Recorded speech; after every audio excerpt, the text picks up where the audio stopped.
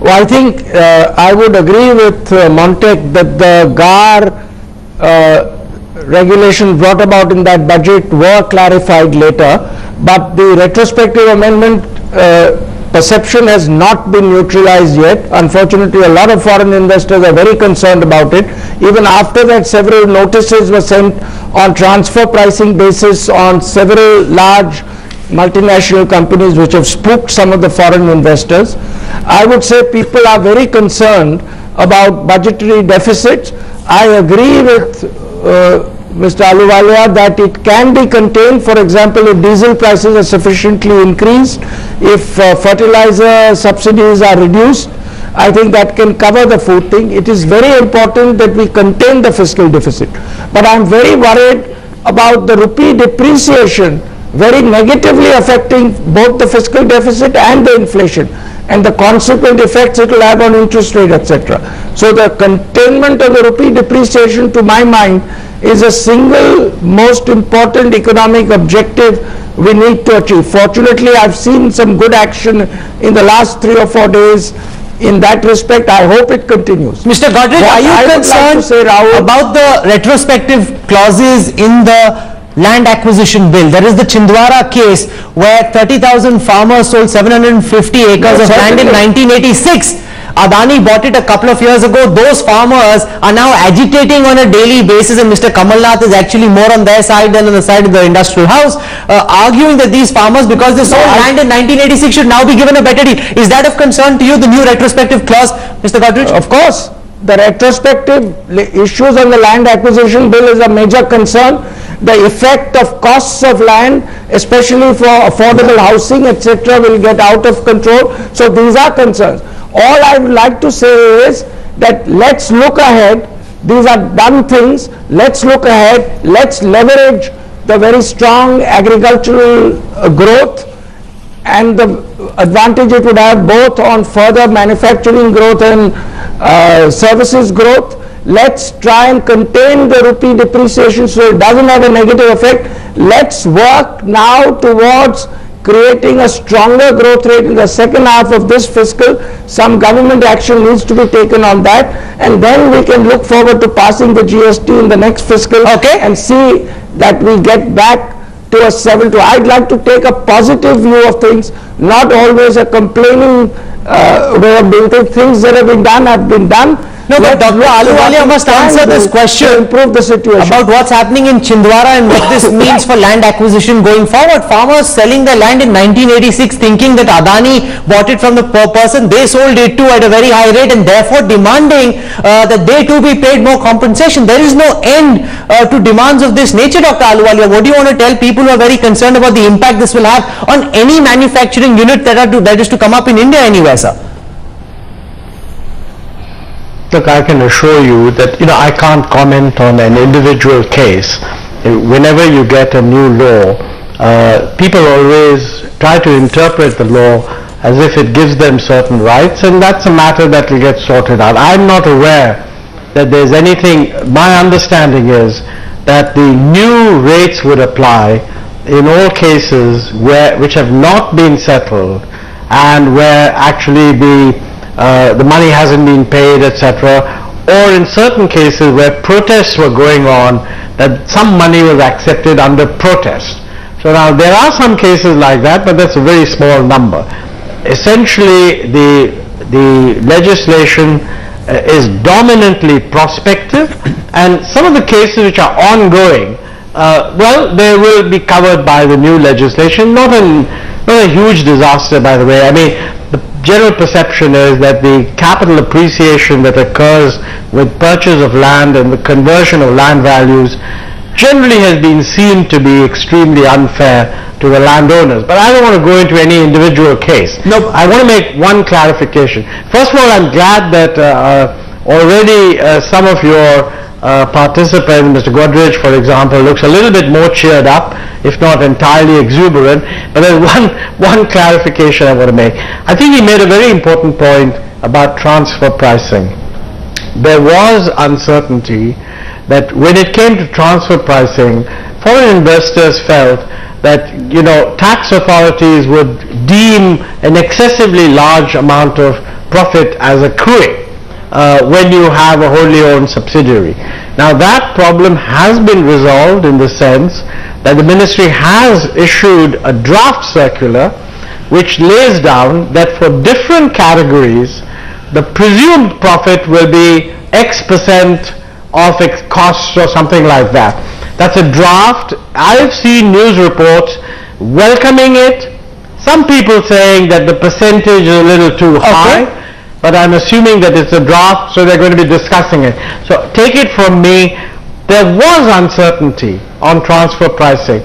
But I want to also mention to you that transfer pricing is not just an India problem. The Prime Minister will be going to the G20 next week. One of the agenda items in the G20 is something which the OECD has been working on, which is base erosion and profit shifting. That is to say, companies are able to move profit from one jurisdiction to another, and globally there's a lot of concern that we ought to bring in a kind of sensible, internationally agreed system for taking care of this problem. And I think that what the finance ministry has done really in line with what is happening elsewhere. Yes. I believe, by the way, that serious investors who were worried about that are now moderately reassured. Montek, I just make 2 points. Progress in that. I just make 2 points. You've raised the issue of the land acquisition bill. Land is still nobody can hold more than 2 acres or 3 acres. So therefore, anyone who wants to go into get it going and say, I want to go and purchase and I deal with them directly, I will have to deal with 100 people if I need 100 acres. So if there was a revision in the land acquisition bill, we should have also changed the rule that you can hold large tracts of land. We keep one part of the bill which is ancient. We introduce another element. Industry is not going to wait for 4 or 5 years to say, okay, now you guys go and do it. There's ambiguity on who will decide the market price. There is no lot. Can I just finish? Can I just finish just 1 second? So what are most people going to say? Montek, I heard you. I just want to tell you that this is another vague bill which is frightening people from getting into them. When I come back again to the perception zone, I'm not saying that don't give the farmer a good deal, but make it simple for anyone to go and purchase. When you have to go and acquire, you need 80% permission. Everybody will say, why the hell should I do it? Let me go to Malaysia, let me go to Indonesia, I'll set up my plants there. How are we going to get the dollar thing and the manufacturing sector up? Because we are moving towards, and I'm all for it, if you want to go into a pink communistic state, let the government decide, I will feed the poor, I will look after job employment, I will do everything else. No problem, let's declare that as our economy. Let Dr. Let's stop being a democracy. Don't say industry is going to come in and I want you all to do it, and I am however going to do this on the other hand, and we're getting up into a very mixed up economy. That's all I'm saying. Maybe we need to curb imports now of non-essentials. Why are we allowing that? We should stop it and stop all the imports from China, encourage manufacturing. I don't see these right kind of noises coming from the government to say, look, this is what I'm doing to bring dollars in, this is how I'm going to do it. It's somehow the perception is, let me spend, let me be a pink economist, let me go and do whatever we need to do for the poor. Elections are around the corner. That is the perception. You're saying there are a lot of steps. At the end of the day, the middle income group is saying, what about us? We'll have to pay more taxes. How are we going to do it? The 200-300 million people are going to stand up and be counted. And that's at voting time. You'll see what happens, because you are saying, I want to look after 800, you 300, take a walk. Now that's the perception. Okay, let Dr. Ahluwalia answer. That's all I'm saying. Well, look, let me say, the issues that are raised are quite relevant. What I'm saying is, if that's the perception, government should certainly change that perception.